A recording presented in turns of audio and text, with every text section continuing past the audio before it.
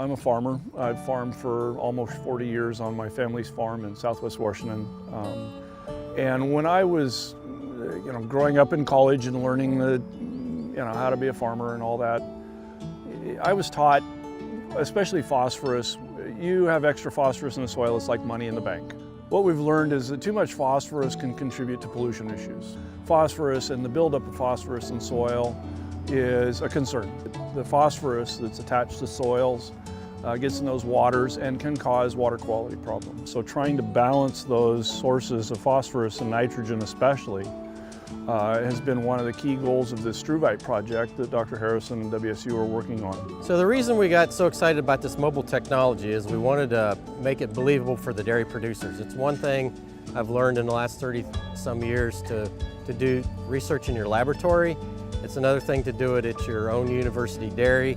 But what makes it real for the dairy producers is to actually take the technology out, transfer that information, and utilize that technology on the dairy itself. When we talk to dairy farmers, we hear more and more that they look out at their store of manure, the solids and the liquids in their lagoons, and they realize this can be a resource. It doesn't just have to be a waste product, and they're really looking at ways to do that. So what they're excited about with Struvite is that we can take this liquid manure, we can turn it into a transportable solid product that's odorless and is easy to apply to fields, and it provides a key nutrient to the very growers who are supplying them with their feed in the same county. We're seeing a benefit here because this is the first time that we have been able to create a fertilizer that is dry and is nutrient dense and is transportable. The benefits of being able to manage nutrients are really, that's the key value of the whole thing. If we can manage our nutrients, we're going to be okay. It's maximizing our nutrient conversion to a feed conversion is really the job that we have. So we have large farms, we have small farms, we've got farms with different manure solids separation technique. So when we look at those diverse set of conditions, we have a much better idea of how well the technology will perform under the real world conditions of commercial dairies. Basically completes the cycle that we send alfalfa to the dairyman.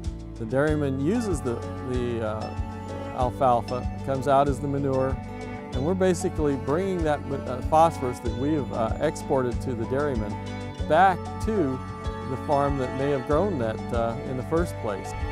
We take their Struvite, put it on our fields, and then we end up selling our hay back to them and kind of just have it as a cycle where it kind of benefits both of us, where they get rid of their waste products to us, and then we end up producing a product that we can in turn give back to them, and it's just kind of a repeat cycle that benefits both parties. We need to be recycling those nutrients, and they're valuable, and if we can get those nutrients in a transportable and a marketable form that can go back into the food supply and truly an organic type cycle of recycling those nutrients through the food to our cows, to the feed, back to food and feed production and other places. I think the biggest benefit is going to be it's going to allow us to apply all of our nutrients in agronomic amounts so that we're in compliance, that we can grow the maximum value of our crops and not worry about having too much phosphorus, and just do it correctly. To do it right is the key.